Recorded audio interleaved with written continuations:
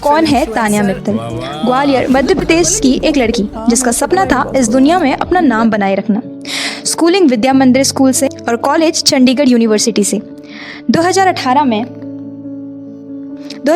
में एक बड़ा मुकाम मिस एशिया टूरिज्म यूनिवर्स का क्राउन जीता। वहाँ से ग्लैमर इंडस्ट्री में एक आइडेंटिटी बनी। उसके बाद एक नया रास्ता इन्फ्लुएंसर, एंटरप्रेन्योर और मोटिवेशनल स्पीकर बनने का। उनका एक ब्रांड भी है, हैंडमेड लव बाय तान्या, जो कस्टमाइज गिफ्ट और क्रिएटिव प्रोडक्ट्स बनाता है। यहाँ से एक चीज़ क्लियर है कि तान्या ने लाइफ में एक ही रोल प्ले नहीं किया। उन्होंने मल्टीपल हैट्स पहने, model, influencer, entrepreneur, spiritual guide, reality star, और इसी मिक्स ने उन्हें इंटरेस्टिंग भी बनाया और कंट्रोवर्शियल भी। अब जानते हैं बिग बॉस और लग्जरी क्वीन का इमेज। जब बिग बॉस 19 स्टार्ट हुआ, तान्या मित्तल की एकदम अलग एंट्री हुई। उन्होंने कहा कि उनके पास 150 बॉडीगार्ड्स हैं, घर में उनके पास 800 स्टाफ मेंबर्स हैं। वो इतनी लग्जरी लाइफस्टाइल फॉलो करती हैं कि बचपन से ही उनके सर्वेंट्स उनके बाथरूम की चीज़ें तक संभालते हैं।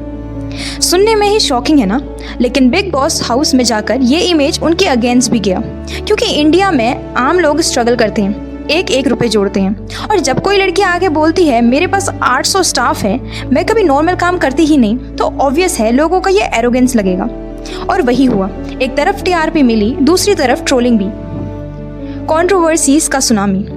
अब कंट्रोवर्सीज तान्या के साथ बिग बॉस से पहले भी थी और उसके बाद भी। चलिए एक एक करके देखते हैं। First, Pahalgam attack and terrorism has no religion remark. Jammu and Kashmir के पहलगाम अटैक के बाद तान्या ने बोला कि टेररिज्म हैज़ नो रिलीजन।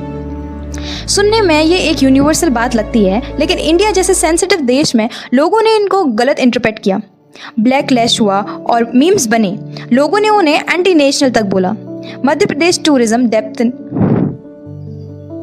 डेप्ट को उनके स्टेटमेंट देना पड़ा। उन्होंने क्लियर करा कि तान्या उनके ब्रांड एम्बेसडर नहीं है, जबकि तान्या अपने इंस्टा बायो में ऐसा क्लेम करती थी।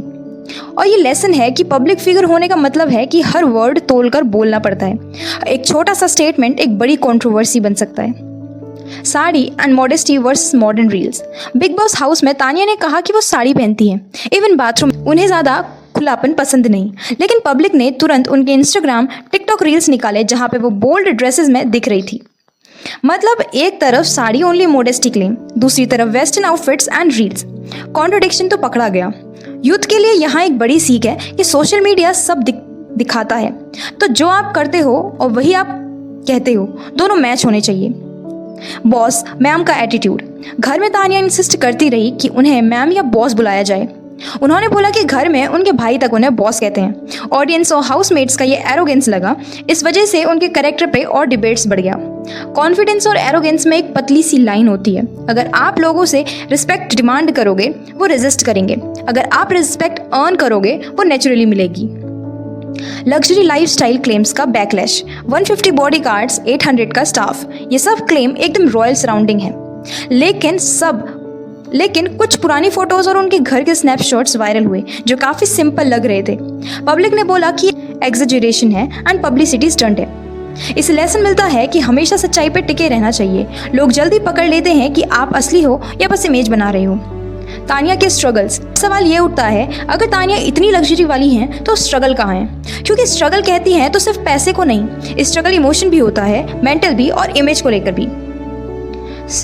स्ट्रगल 1, आइडेंटिटी का कॉन्फ्लिक्ट। एक तरफ वो खुद को स्पिरिचुअल इन्फ्लुएंसर बोलती हैं, दूसरी तरफ वो एक फैशन इन्फ्लुएंसर भी हैं। एक तरफ मॉडेस्टी क्लेम, दूसरी तरफ बोल्ड कंटेंट। ये आइडेंटिटी का कॉन्फ्लिक्ट उनके लिए एक बड़ी स्ट्रगल है। वो खुद को डिफाइन करना चाहती हैं, लेकिन दुनिया उनको जज कर रही है। And struggle 2, public judgment. Bigg Boss में एंट्री के बाद ट्रोल्स ने उन्हें टारगेट किया। पेरेंट्स तक को आना पड़ा स्टेटमेंट देने, हमारी बेटी को जज मत करो, पूरा सीजन देखो एंड डिसाइड करो। मतलब ये लड़की एक वर्ड, एक आउटफिट एंड एक रिएक्शन पर पूरा इंडिया डिस्कस कर रहा है। ये प्रेशर बियर करना आसान नहीं है। Emotional strength. उन्होंने एक बार बोला कि लोगों की नेगेटिविटी मुझे फ़र्क नहीं डालती, जो मुझे अप्रिशिएट करती रहती है और उनसे दूर हो जाती हूँ। ये एक इमोशनल डिफेंस मैकेनिज्म है। बट इमेजिन करो हर दिन हज़ारों लोग ट्रोल करें, मीम्स बनाएं, एक नॉर्मल इंसान का मेंटल हेल्थ हिल जाए। अब मैं आपको कुछ ऐसी बातें बताती हूँ जो तान्या की रियल लाइफ को डिफरेंट बनाती हैं। कॉन्ट्रडिक्शन से भरा हुआ इमेज, स्पिरिचुअल भी, ग्लैमरस भी, सिंपल बैकग्राउंड्स भी एंड लग्जरी क्लेम्स भी, ये मिक्स बहुत रेयर है। पब्लिक और प्राइवेट गैप, सोशल मीडिया पर एक इमेज, बिग बॉस में दूसरा। लोग कंफ्यूज होते हैं कि असली तानिया कौन है। सेल्फ मेड रिच, कुछ लोग मानते हैं कि तानिया सेल्फ मेड इन्फ्लुएंसर हैं, यानी कि वो खुद को, अपनी लाइफ को बहुत ज़्यादा लग्जरी बताती हैं, इनफैक्ट कि वो एक सिंपल लाइफ जी रही हैं। एक ही टाइम पे एडमायरेशन एंड ट्रोलिंग, ये अनयूजुअल कॉम्बो है। लोग उन्हें एडमायर भी करते हैं एंड ट्रोल भी करते हैं। अब सबसे इंपॉर्टेंट पार्ट, हमें तानिया मित्तल की लाइफ और कंट्रोवर्सीज से क्या सीखना चाहिए। पब्लिक इमेज हैंडल करना सीखो, कॉन्फिडेंस और एरोगेंस को अलग अलग रखो, अपने कामों में कंसिस्टेंसी बनाए रखो, क्रिटिसिज्म से डील करना सीखो एंड लग्जरी के पीछे की सच्चाई को जानो। तानिया मित्तल एक मिरर हैं कि उनके कंट्रोवर्सीज हमको दिखाते हैं कि इमेज और रियलिटी में गैप डेंजरस होता है। उनके स्ट्रगल हमें दिखाते हैं कि पब्लिक जजमेंट से लड़ना कितना टफ है। उनकी लाइफ हमें ये सिखाती है कि जो दिखाते हैं और जो हो दोनों सेम होना चाहिए। तानिया की स्टोरी यूथ के लिए एक वार्निंग और एक लेसन दोनों है। क्या हमें तानिया जैसे एक लग्जरी इमेज चाहिए या एक ऑथेंटिक इमेज? क्या हमें दुनिया को खुश करना है या अपनी सच्चाई पर टिके रहना है? और क्या हमें ट्रोलिंग से डरना है या अपने काम से लोगों को जवाब देना है? यही है तानिया मित्तल की कहानी, कंट्रोवर्सीज, स्ट्रगल्स, कॉन्ट्रडिक्शंस और लेसन का एक पावरफुल मिक्स। और अगर वीडियो पसंद आई हो तो वीडियो को लाइक करना एंड चैनल को सब्सक्राइब करना मत भूलना।